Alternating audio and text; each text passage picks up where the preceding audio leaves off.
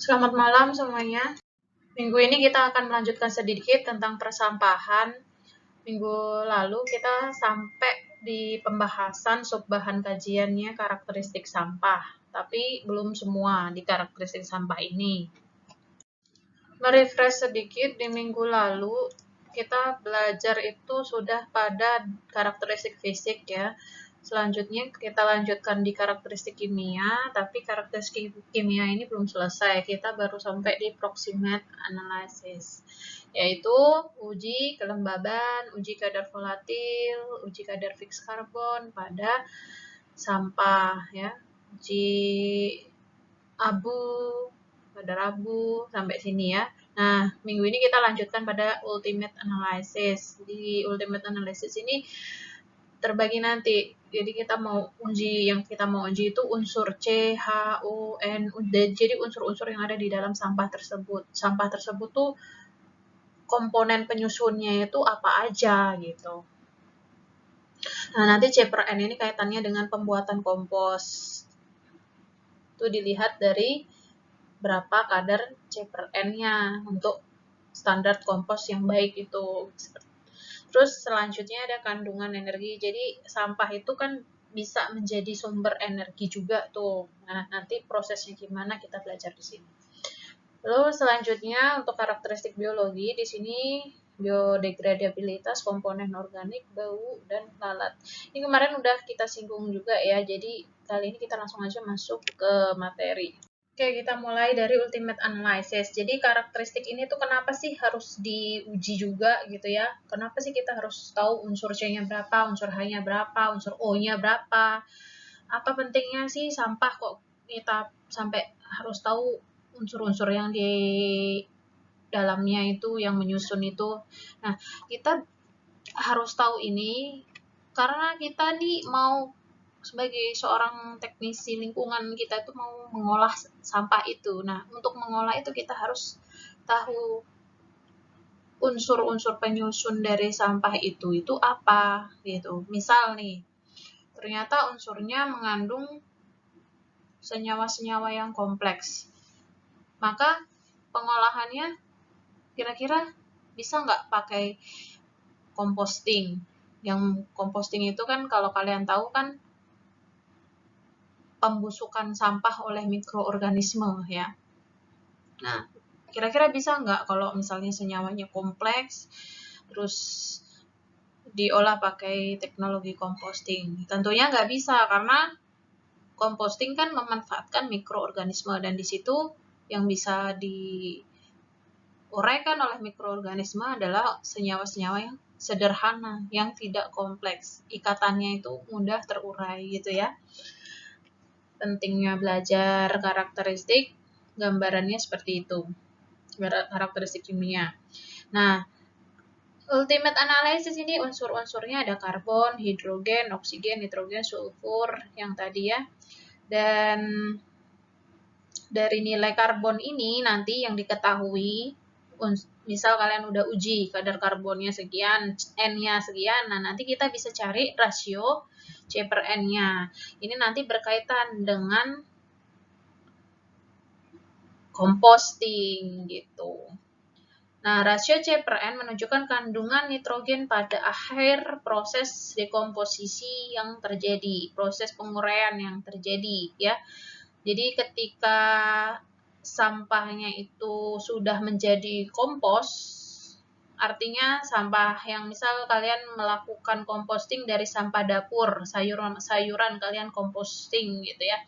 Nah, di situ kalian lihat komposnya ini sudah dari sampah sudah berubah menjadi kompos yang kayak yang dijual abang-abang yang di jalan itu, warna hitam gitu ya. Nah, itu sebelum kalian gunakan komposnya, kalian perlu mengetahui rasio C per N-nya untuk tahu apa? Untuk tahu tingkat kematangan komposnya ini. Gitu.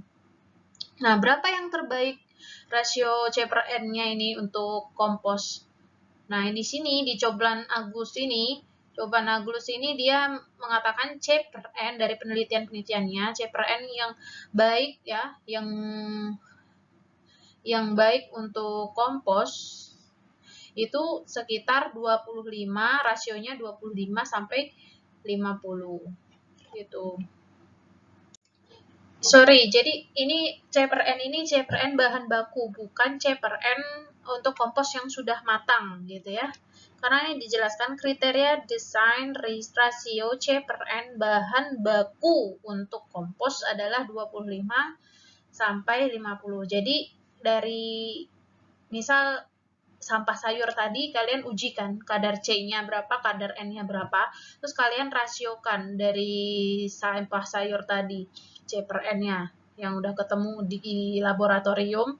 Nah, itu dibagi aja C/N-nya. Nanti hasil baginya itu harus di range ini gitu.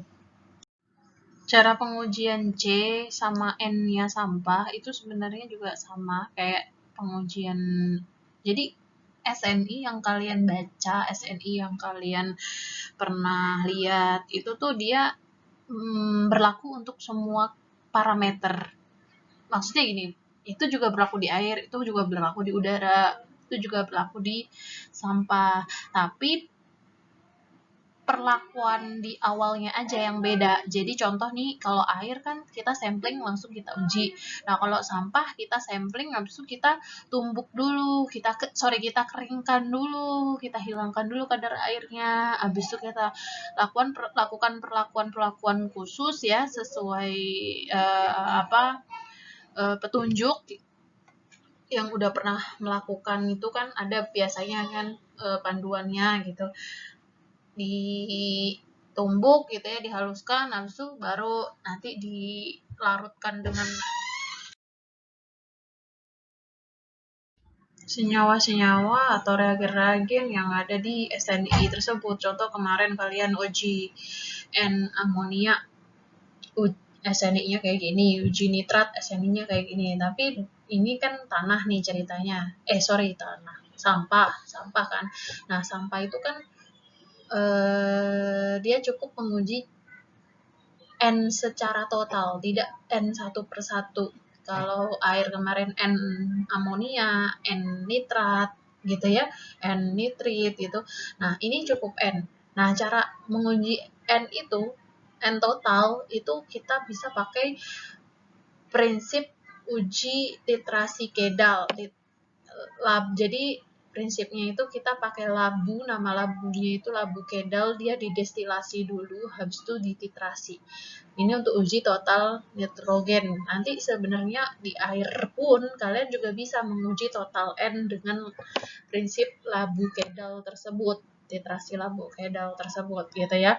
Ini saya kasih video uji total nitrogen yang ada di sampah. Nah, tapi penerapannya ya sama aja sebenarnya ya, cuman beda di awal doang. Di awalnya nanti kalau di sampah kan perlu ditumbuk tadi, perlu keringkan sampahnya terus ditumbuk gitu ya. Kalian simak aja video berikut. Dalam video ini saya akan mempraktikkan analisa sampah, yaitu nitrogen total Kedal dalam sampah. Dengan prinsip senyawa organik nitrogen dalam larutan asam sulfat pekat dapat direduksi dengan katalis. Nitrogen yang diukur dapat ditentukan dengan titrasi amonia yang terjadi. Siapkan yaitu labu Kedal, Iron Mayer 250 ml, pipet ukur 10 ml, dan bal pipet. Dan bahan yang kita gunakan yaitu Aquades, batu didih, asam borat, garam Kedal, mix indikator, NaOH 40%, dan H2SO4 pekat.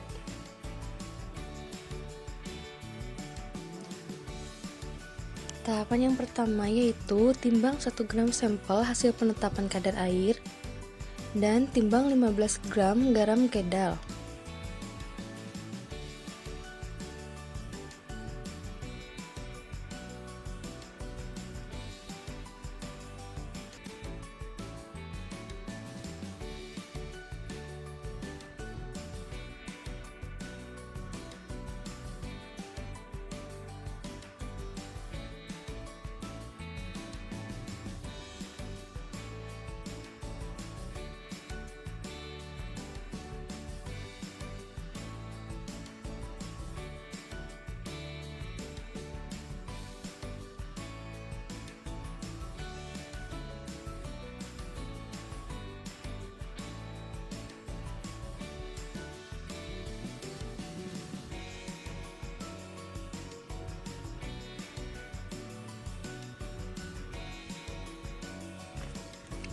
Masukkan sampel sampah dan garam kedar ke dalam labu kedal. Lalu masukkan 20 ml asam sulfat pekat secara hati-hati dan masukkan 2 hingga 3 butir batu didih. Panaskan sampel dalam heat thermometer di ruangan asam sampai larutan menjadi jernih.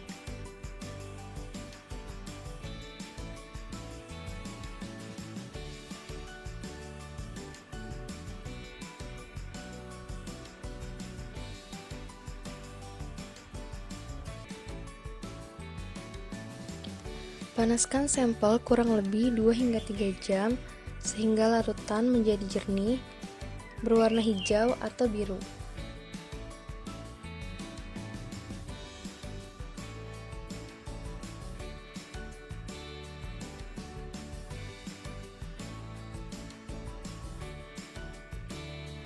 Setelah destruksi selesai, dinginkan sampel dan encerkan sampel menggunakan Aquades kurang lebih sampai 140 ml.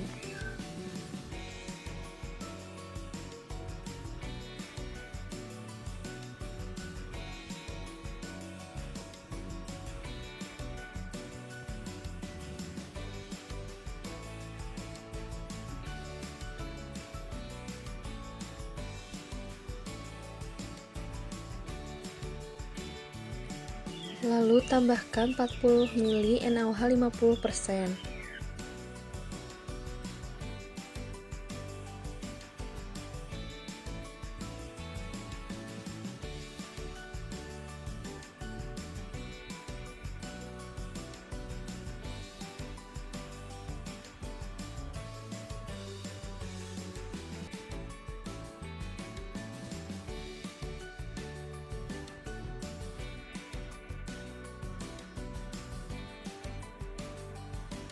Siapkan larutan penampung di dalam Erlenmeyer yang berisi 25 ml asam borat 2% dan ditambahkan 2 hingga 3 tetes mix indikator sehingga larutan penampung berwarna ungu.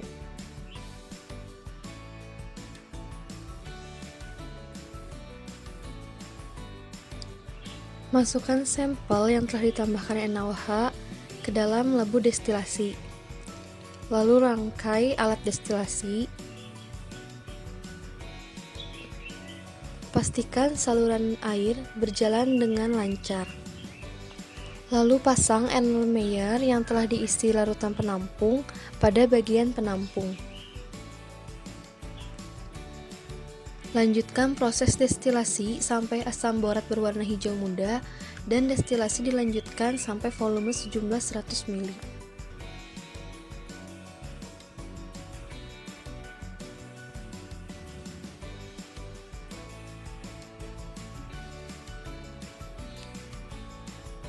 Setelah proses destilasi selesai, larutan penampung berwarna hijau dititrasi dengan HCl 0,1 normal sampai berwarna ungu.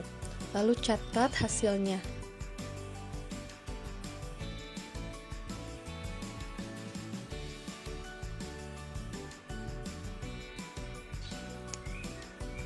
Video penetapan kadar NTK ini dicukupkan sampai sini. Semoga video ini bermanfaat. Oke, itu tadi adalah contoh uji salah satu parameter di dalam sampah, yaitu pengujian untuk parameter total nitrogen, nanti total karbon ya, total karbon, total hidrogen, total oksigen, itu ada caranya sendiri. Dan caranya itu biasanya sama seperti cara kita melakukan uji parameter di air. Sebenarnya ini udah ada tabulasinya, berapa persen berat C terhadap berat kering atau berapa persen N terhadap berat kering atau HOS terhadap berat kering. Nah, ini untuk sampah makanan, sampah halaman, tekstil, plastik, ini sebenarnya sudah pernah ada yang menguji itu. Setiap jenis sampah makanan ternyata dia mengandung C itu 48% dari berat kering yang ditimbang tadi ya. Terus untuk ini nitrogen dia 64, kayaknya bukan 64 ya, 6,4. Jadi di sini 6 semua kan, nggak satuan-satuan semua, tidak ada yang puluhan. Ini sampah makanan ini N-nya 64. Lalu kemudian hanya 37,6 dan seterusnya ya. Begitupun sampah halaman ini udah diuji gitu. Jadi kalau misalnya nih kita belajar tentang persampahan itu bedanya dengan air. Kalau air tuh sifatnya fluktuatif karena air itu tuh bener-bener ukurannya itu kan mikro ya. Beda dengan sampah, ukurannya itu masih yang milimeter, sentimeter, bahkan bisa meter gitu. Kalau misal sampah kardus kemarin ukurannya kan lebar ya. Nah, kalau kalau untuk sampah kita nggak perlu melakukan uji karakteristik secara detail. Maksudnya gini, ketika kalian punya sampel sampah dan kalian tahu sampah itu adalah sampah sisa makanan, maka yang kalian lakukan untuk mengolahnya apa? Ya jadikan kompos gitu kan. Jadi secara fisik sampah itu udah bisa ditentukan ini mau mengolahnya itu seperti apa. Nah, beda cerita kalau yang kalian mau olah itu berhubungan dengan misal harus tahu kandungan di dalamnya untuk menjadikan kompos gitu ya. Untuk yang sudah menjadi kompos itu kita perlu periksa C per N-nya. Sehingga kita harus ukur C dan N-nya. Karena kita mau tahu kompos itu udah matang atau belum gitu ya. Nah, kalau di awal kalau kalian menentukan sampah ini itu cocok enggak untuk diolah menjadi kompos. Jadi ini masih bicara sumber ya, bahan baku komposnya. Nah, itu bisa dilihat secara fisik. Tapi ketika komposnya sudah jadi dan itu sudah berupa kompos matang yang warnanya hitam, nah itu kita nggak bisa tahu nih bagus atau enggaknya. Nah, tahu bagus atau enggaknya harus benar-benar diuji pakai CPRN. Jadi tahu bedanya ya, beda penggunaannya, kapan kita harus melakukan analisis uji kadar CN-nya di laboratorium, apakah nggak perlu, apakah cuman lihat dari secara fisik, kayak tadi penerapannya saat kita mau mengolah sampah ya. Oke, semoga ngerti maksud saya ya. Nah, ini misalnya kita mau melihat secara detail kandungan C per N-nya. Nah, kalian bisa lakukan uji analisis tadi ya, uji analisis sampah yang seperti tadi, video tadi itu kalian mencari total N-nya kan. Nah, total N-nya itu ternyata misal dia tuh sampah halaman, berarti 6% dari berat kering, 6% dari berat keringnya itu adalah apa? Adalah si N.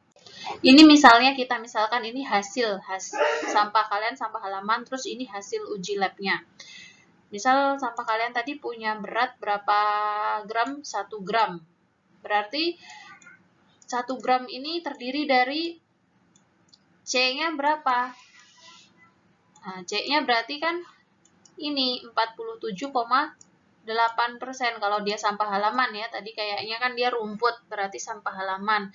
Nah, 47,8% dari 1 gram berapa? Nah, itu berarti ditulis di sini 47,8 kan 47,8% kan berarti 47,8 per 100 dikali 1 kan tetap berarti nilainya 0,478 gitu ya, 0,478. Nah, ini pasti kalau persentasenya segini, ini jadi kayak dibalik gitu loh pemikirannya itu. Jadi kalian tuh kan tadi langkahnya kan menyiapkan 1 gram sampah, terus kalian uji C-nya, terus uji N-nya di laboratorium. Nah, ketemu sekian gram gitu untuk C-nya. Terus untuk N-nya berarti ketemu 0,06 karena 6% ya kan. 0,06. Nah, ini untuk N-nya. Dari hasil uji lab tadi didapatkan kadar total N di dalam sampah tersebut itu sebesar 0,06 gram beratnya. Nah, ketika kalian ubah ke persen, ternyata dia 6% dari berat keringnya tadi. Gitu ya. Nah, C juga sama. Jadi kalian uji nih kadar C sampahnya. Cara pengujiannya kalian bisa googling ya. Nggak mungkin satu parameter saya jelaskan. Jadi kalian bisa cari sendiri H sampah, O sampah, atau M sampah, atau S sampah, C sampah. Nah, ini sebenarnya dia kalau misalnya yang tadi saya bilang, sebenarnya prosedurnya itu akan sama seperti di air. Contoh nih, H, kita tahu H-nya kan bisa dari pH, ya kan? O bisa dari DO, S bisa dari sulfur gitu ya, uji kadar sulfur gitu. C bisa tahu dari kadar COD kalau di air. Nah, seperti itu. Nah, nanti kalau gampangnya, kalau misalnya kalian nggak mau uji kadarnya ya, nggak mau uji kadarnya di lab karena ribet gitu misalnya. Nah, kalian bisa nih pakai tabulasi ini, pakai perbandingan tabulasi ini. Jadi misal kalian punya 1 kilo sampah, ya udah berarti kalau dia sampahnya sampah makanan 1 kilo sampahnya mengandung C yang beratnya 48% dari 1 kilo itu. Nah, gitu aja. Jadi dibalik aja pemikirannya. Gitu ya, bisa dipahami ya. Nah, tadi di awal dikatakan bahwa rasio C per N bahan baku untuk kompos adalah 25 sampai 50. Nah, kalau kita punya data ini kira-kira 25 sampai 50 nggak rasio C per N-nya? Nah, kan kalau misalnya sampah makanan aja nih ya, sampah makanan kan 48 C-nya, N-nya 6,4. Berarti C per N-nya berapa nih? C per N-nya sampah makanan. C per N-nya berarti berapa? 48 bagi 6,4. C per N sama dengan 48 dibagi 6,4. Berapa tuh hasilnya? Wah, ternyata cuman 7,5 nih. Dia belum ada di range ini. Belum ada di range 25 sampai 50. Berarti gimana tuh? Ya kita bisa nambahkan dengan biostarter. Biostarter itu kayak misalnya dari kotoran hewan, terus dari molase, dari apa ya? Ya yang biasa sebagai bahan baku kompos lah ya. Ada biostarter itu biasanya umumnya sih dari kotoran hewan. Nah, kotoran hewan itu gini, untuk menghasilkan 25 sampai 50 ya, artinya kita harus ngapain nih? Kalau dari 7,5 kan harus memperbesar apanya? Memperbesar C-nya, ya kan? C-nya diperbesar. Supaya hasil bagi C per N-nya juga semakin besar. Kalau C-nya besar kan hasil C per N-nya juga semakin besar tuh. Nah, untuk memperbesar ini kita bisa tambahkan molase tadi. Bukan kotoran hewan ya. Kotoran hewan itu untuk mempercepat proses degradasi. Karena kotoran hewan mengandung mikroorganisme. Mikroorganismenya di kotoran hewan itu kan banyak bakteri-bakterinya di kotoran. Nah, itu yang mempercepat proses dekomposisi. Nah, kalau yang dimaksud untuk memperbesar C ini adalah molase. Molase itu biasanya dari gula ya.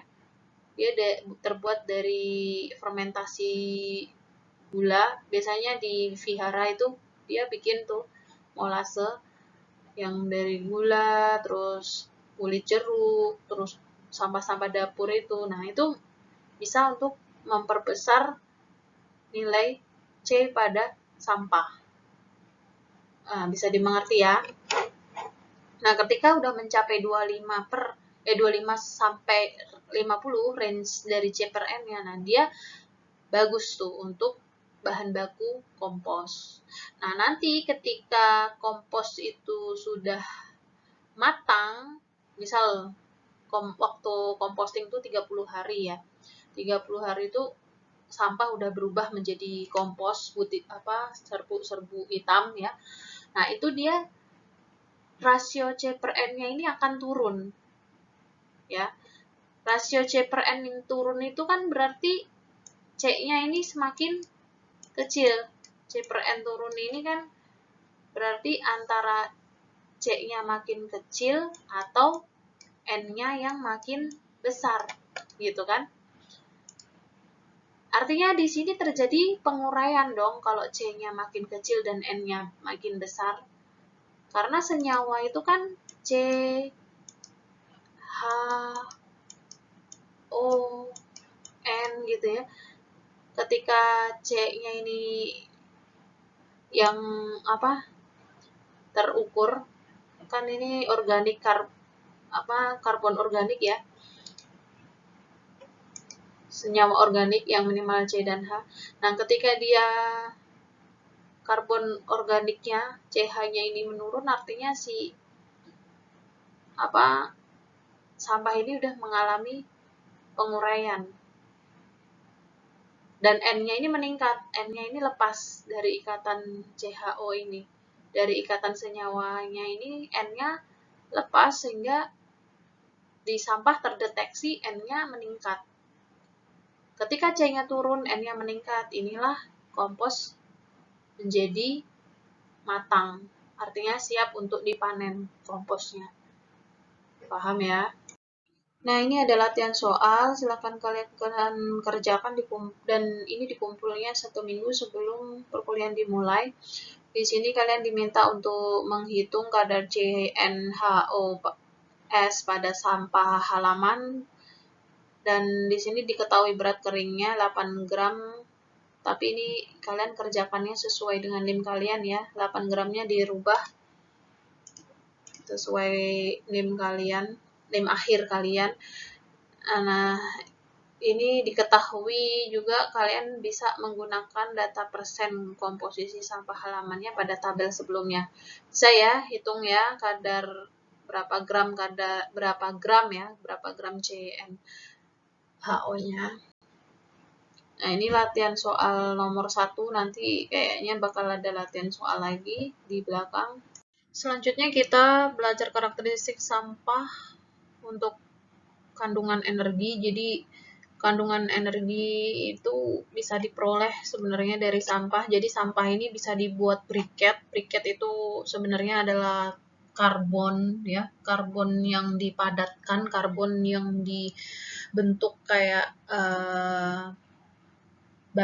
jadi awalnya dia kayak batu bara gitu kan, karbon gitu kan, coal gitu kan.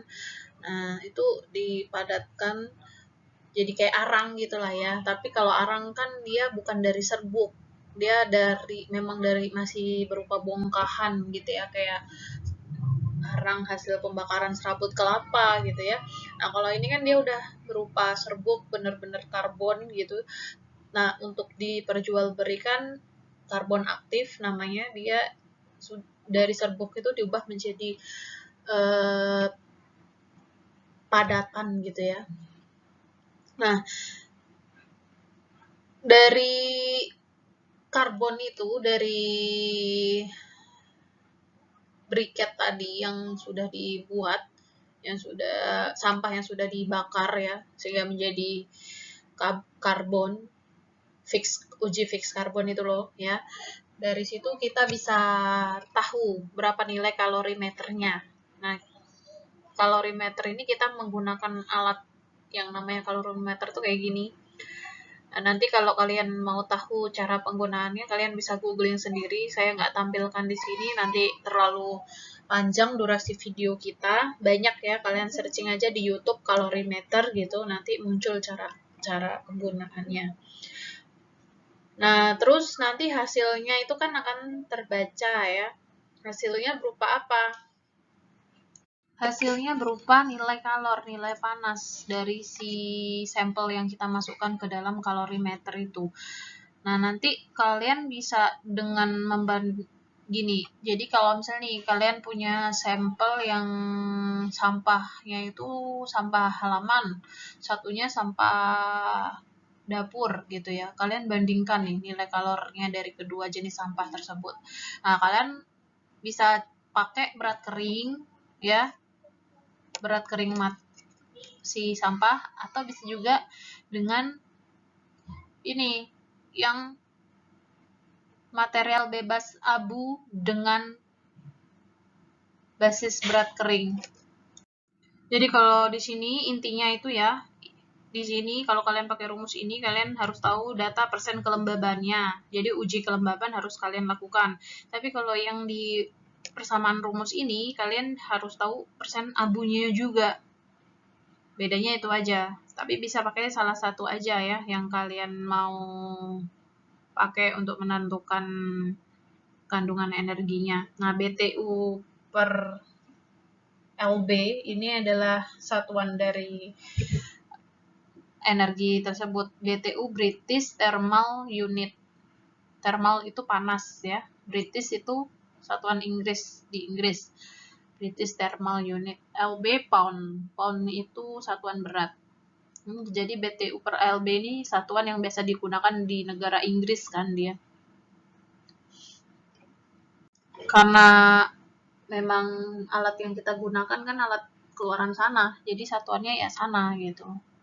Nah, ini jika kalian nggak punya alat itu, terus kalian mau ngitungnya dari mana? Nah, kalian bisa pakai perakiraan ini, perakiraan formula ini. Kan kalian cuma punya alat untuk mengukur C, mengukur H, mengukur O, mengukur S, mengukur N gitu ya. Dan dari uji CHNO itu kalian bisa tahu berapa kandungan energi di dalam sampah tersebut. Nah, pakai rumus persamaan ini. Jadi 145C, C itu berarti karbon, persen berat karbon ya. Misalnya sampah halaman tadi 48,7 gitu. Berarti 145 kali 48 gitu ya. Terus ditambah 610 kali H-nya. H-nya berapa persen tadi ya? Di tabel tadi O-nya berapa persen, dikali ini kan, S-nya juga begitu caranya. Nah, jangan lupa H2 ya ini. H2, ini O2. Kalau yang di tabel tadi kan cuman H, ya.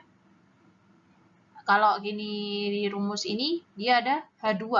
Jadi, yang H tadi itu harus dikali 2. Gitu kan? Kayak mencari nilai MR, ya.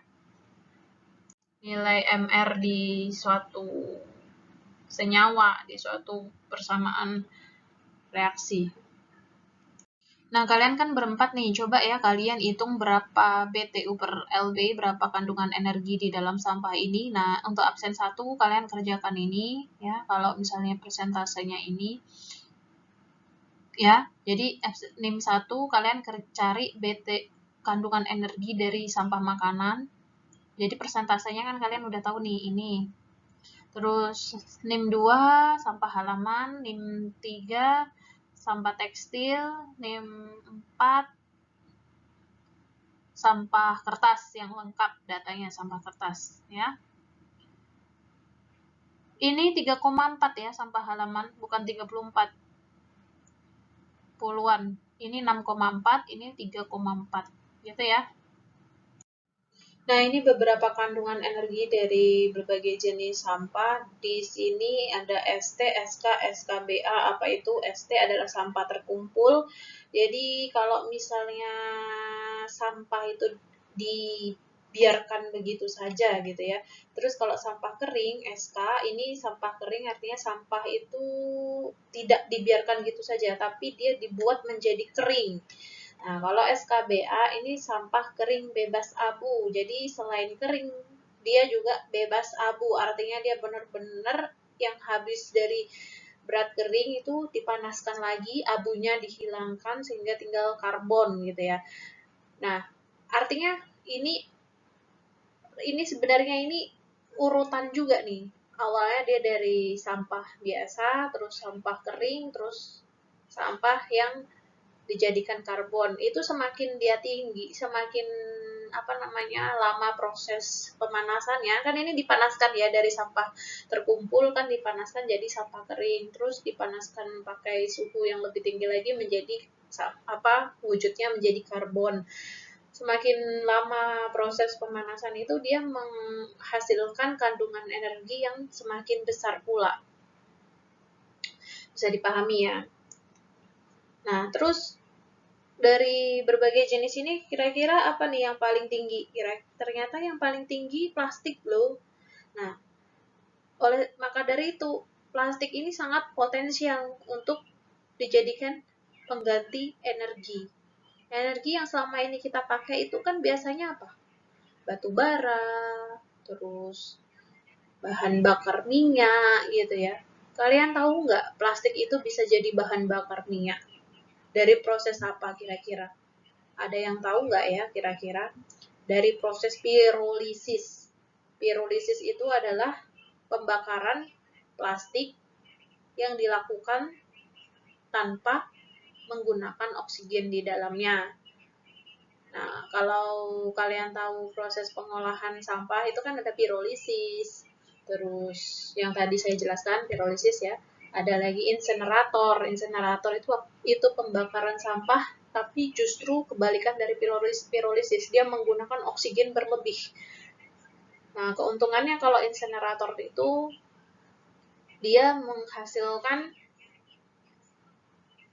emisi gas buang yang bagus, yang tidak sebesar pirolisis. Pirolisis kan tadi tanpa oksigen. Yang keluar pasti asapnya hitam. Asap hitam tuh disebabkan karena pembakarannya tidak sempurna, tidak ada oksigen kan, jelek gitu yang dihasilkan. Jadi asapnya hitam. Itu keuntungan insenerator. Jadi insenerator tuh cukup untuk menghasilkan pembakaran yang hasilnya itu tidak mencemari udara. Nah, tapi kalau pirolisis, tentunya pirolisis juga sama aja ada keuntungannya juga. Keuntungannya dia bisa jadi BBM tadi. Nah, tapi untuk emisi gas buang dari pembakaran itu perlu upaya penanganan lebih lanjut dengan teknologi pengolahan kualitas udara, ya kan? Kalau enggak nanti menghilangkan sampah tapi muncul masalah baru gitu kan. Nah, selanjutnya yang paling besar lagi ada karet. Terus tekstil. Karena tekstil sama kayu ini 11-12 ya, tekstil, kayu, kertas. Karena mereka terbuat dari kayu, serat-serat kayu gitu kan. Yang paling jelek, paling tinggi itu ada kaca.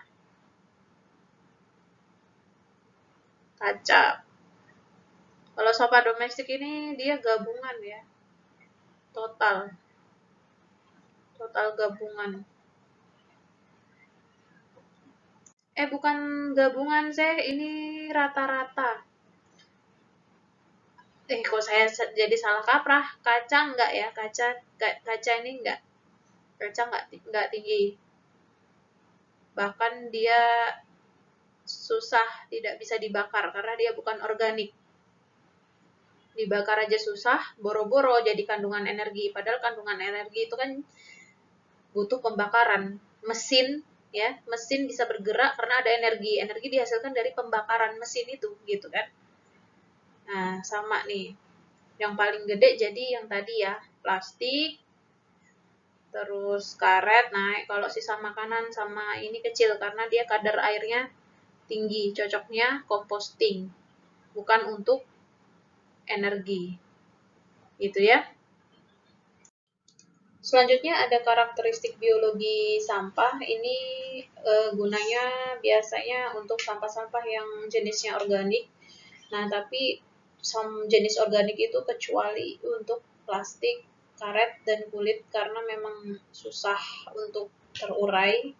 Jadi ini emang untuk khususnya kenapa belajar karakteristik biologi, karena ini berkaitan dengan sifat urai dari si sampah itu. Artinya berarti kalau sifat urai yang mudah terurai. Apa sampah yang mudah terurai? Kan sampah-sampah yang organik yang mudah terurai itu kayak sampah rumah tangga, sampah dapur, sampah halaman gitu ya. Pokoknya kecuali ini. Nah, parameter apa nih yang dianalisa?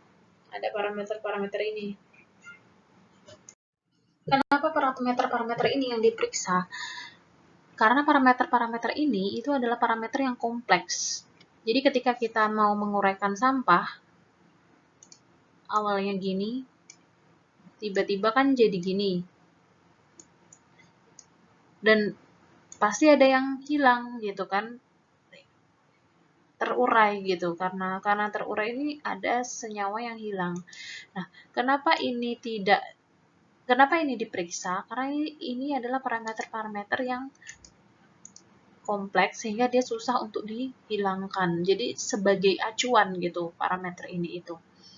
Nah, yang hilang itu artinya dia yang terurai gitu ya. Bisa dipahami ya. Kan kalau misalnya kita mau mengukur yang hilang, yang misalnya awalnya gini jadi gini, ada yang hilang, kita nggak bisa periksa tuh. Pasti yang kita periksa, yang kita jadikan acuan kan yang masih bersisa, ya kan? Maka ini dikurangi ininya itu lignin ya. Ininya itu sampah kita awal, lignin awal, ini lignin akhir. Nah, jadi yang hilang itulah yang terurai, sifat urainya. Jadi sifat urai dengan kandungan lignin ini berbanding terbalik. Ngerti maksudnya? Jadi ketika ligninnya di sini kan banyak, terus di sini ligninnya tinggal sedikit, maka hasil pengurangannya kan besar. Artinya yang terurai besar. Tapi ketika ligninnya yang di sini banyak, terus di sini juga masih banyak, maka yang hilang ini dikurangi ini kan sedikit. Artinya sifat urai yang mengurai, zat yang terurai itu kecil. Nah, sehingga sampahnya berarti sampah yang susah terurai, gitu ya. Nah, dari parameter-parameter tadi yang sering kita jadikan acuan itu adalah parameter lignin. Untuk selulosa dan lain-lain itu jarang dipakai. Gitu, yang sering kita pakai lignin karena lignin itu adalah zat kayu yang memang penyusun sel-sel di tumbuhan. Kan kita mau menguji kompos, menguji sampah organik yang mudah terurai, menguji sampah yang mudah membusuk. Jadi ya dari tumbuh-tumbuhan itu. Dan sehingga di parameter yang sering dijadikan acuan itu adalah lignin ini. Nah, terus untuk bau di sini timbul karena apa? Karena adanya pembusukan dari si sampah tadi. Ya. Sampah yang dijadikan kompos itu kan sampahnya dibusukkan, buat busuk gitu ya. Tapi lama-lama dia menjadi kering. Nah, ketika dia bau itu, yang mempengaruhi bau itu apa? Pertama lama waktu pengumpulannya. Jadi ketika lamanya itu sehari, dia belum timbul bau. Nanti ketika dia udah 3 hari, 4 hari, 5 hari, sampai nanti di 30 hari, jadi kayak gini nih. Kalau digrafikkan tuh dia kayak gini nanti. Nah, nanti ketika dia sudah matang, dia nggak bau lagi gini. Gitu ya. Awalnya nggak bau, terus pas pembusukan bau, terus pas matang pas sampahnya matang jadi kompos, dia udah nggak bau lagi. Nah, terus bau itu juga dipengaruhi oleh iklim. Selain itu, dari hasil biodegradasi sampahnya. Jadi hasil biodegradasi sampahnya itu nantinya ada gas kan yang timbul juga, gas itu yang dihasilkan gas apa? Kalau misalnya gas metan, jelas dia bau. Tapi kalau gas CO2, dia tidak berbau. Ya, gitu ya. Kalau gas metan berarti aktivitas compostingnya itu dilakukan secara anaerob. Nah kan proses apa namanya itu penguraian sampah oleh bakteri itu kan berlangsung terbagi jadi dua jenis, ada yang anaerob, ada yang aerob. Nah, yang anaerob kan tanpa oksigen, yang aerob kan pakai oksigen. Nah, yang anaerob yang nggak pakai oksigen itu hasilnya adalah CH4. Itu bisa dipastikan sampah itu bau metan. Tapi kalau ketika dia aerob, dia pakai oksigen, mikroorganismenya itu, maka hasilnya itu pasti CO2 dan CO2 itu tidak berbau gitu ya. Kemudian populasi lalat. Populasi lalat ini diakibatkan karena adanya pembusukan tadi. Orang barang yang busuk tuh pasti kan lalat suka datang. Dan itu dipengaruhi oleh musim juga. Kalau musim panas, lalat ini dia perlu diperhatikan. Nah, karena dia seneng tuh. Gitu ya. Nah, kita bahas lebih detail ya terkait biodegradabilitas, terus lalat, terus bau tadi ya. Nah, kita mulai dari biodegradabilitas. Jadi, di sini kita mau mencari fraksi atau nilai dari biodegradabilitas sampah. Dan ini dilihat dari kandungan lignin di dalam sampah tersebut. Nah, kita perlu mengetahui juga nih, selain dari kandungan lignin ini, kita juga perlu tahu kadar volatil dari sampah. Berapa kadar volatil dari sampah? Kadar volatil, ingat ya, kadar volatil itu dapatnya dari perhitungan setelah dilakukan pemanasan sampah pada suhu 550 derajat Celcius. Coba buka lagi di minggu lalu. Nah, rumus yang digunakan ini sebenarnya BF ini, fraksi biodegradabilitas ini, bisa dilihat dari kandungan ligninnya juga, gitu ya. LC ini kan dia kandungan lignin pada volatil solid, biasanya dinyatakan dalam persen berat volatilnya. Saya ulangi ya, kandungan lignin merupakan estimasi dari biodegradabilitas. Jadi dengan tahu kandungan lignin, kita bisa memperkirakan berapa fraksi biodegradabilitasnya dengan rumus ini. 0,83 sama 0,028 ini dia adalah konstanta empirisnya. Jadi koefisien untuk merubah si LC ini menjadi BF.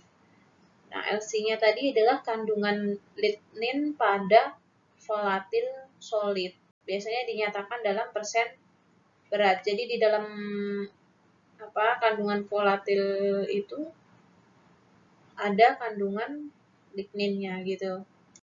Nah, si Coban Aglus ini dia udah menghitung tuh kandungan lignin pada sampah-sampah jenis ini. Kalau sampah makanan dengan kadar volatil 7-15%, dia kandungan ligninnya 0,4%. Sampah makanan ini kandungan ligninnya tergolong kecil. Karena seperti tadi yang saya jelaskan sebelumnya, kalau kandungan sampah yang mudah terurai itu pasti kandungan ligninnya itu kecil ya. Kebalikannya, nih lihat fraksi biodegradabilitasnya kan tinggi nih, 82. Nah, koran dia cukup besar kandungan ligninnya sehingga fraksinya kecil. HVS kecil kandungan ligninnya dan fraksinya besar. Karton sedang ya, ini juga sedang. Sampah halaman relatif kecil, sama seperti yang sampah makanan dan HVS, fraksinya lumayan besar. Jadi tadi rumusnya kan fraksi biodegradabilitas BF ya, sama dengan 0,83 min 0,028 ya. 0,028 LC. LC-nya misalnya 0,4. 0,4. Berarti ketemu berapa? BF-nya. Ini tulis ulang ya. Ini tulis ulang juga sampai sini. Nah, ini LC-nya 0,4 pakai data sampah makanan. BF-nya ketemu berapa? BF-nya kan ini kurangi ini. Nah, ini kalikan dulu. Jadi kali itu harus duluan sebelum kurang. Kali 0,028 kali 0,4, ini tulis dulu 0,83. Nah, terus kerjain yang kalian ini, perkalian 0,0112. Nah, berarti ketemunya berapa nih BF-nya? BF tinggal dikurangi aja, 0,83 min 0,0112. Ketemunya 0,818.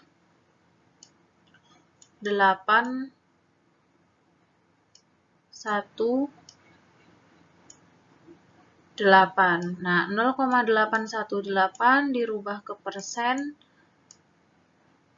jadi dikali ini dikali 100%. Dikali 100% kan sama aja ya, dikali 1. 100% itu kan 100 per 100. 100 per 100 kan 1.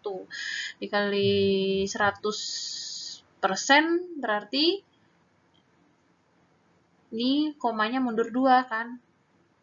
100 itu berarti 81,8% atau 82% pembulatan.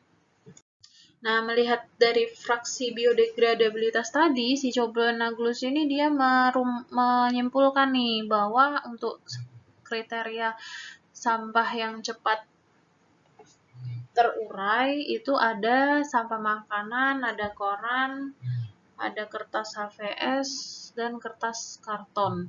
Sebentar, koran sama karton tadi, oke, nggak apa-apa ya, ini koran ini tadi 20-an persen fraksi biodegradabilitasnya, jadi dianggap sama dia itu masih cepat terurai.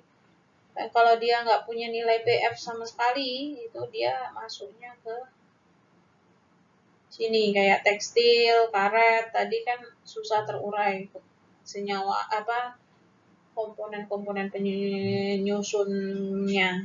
Tekstil, karet, terus kulit ya, tadi kan. Terus, oh ya, kayu ini jelas ya susah terurai meskipun dia ini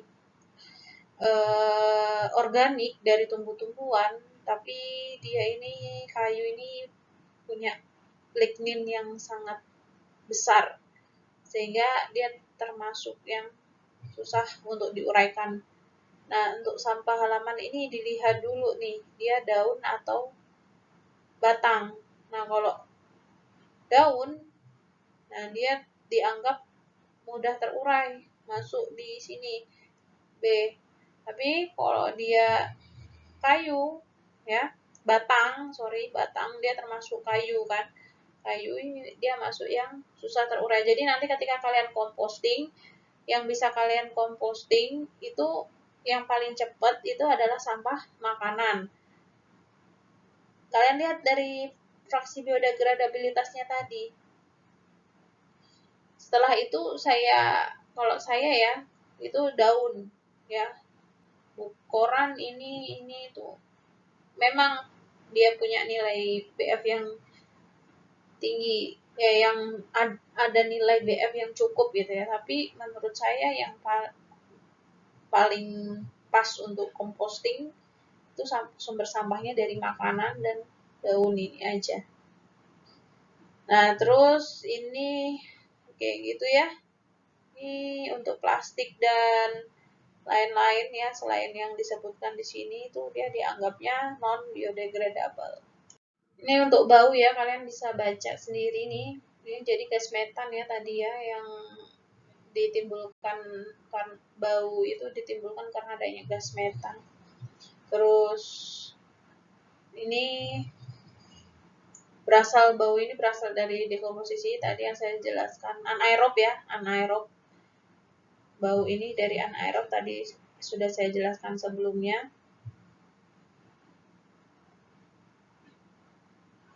Oke, gitu.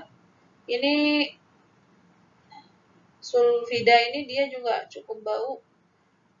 H2S nih kalau kalian kentut itu dia mengeluarkan gas H2S.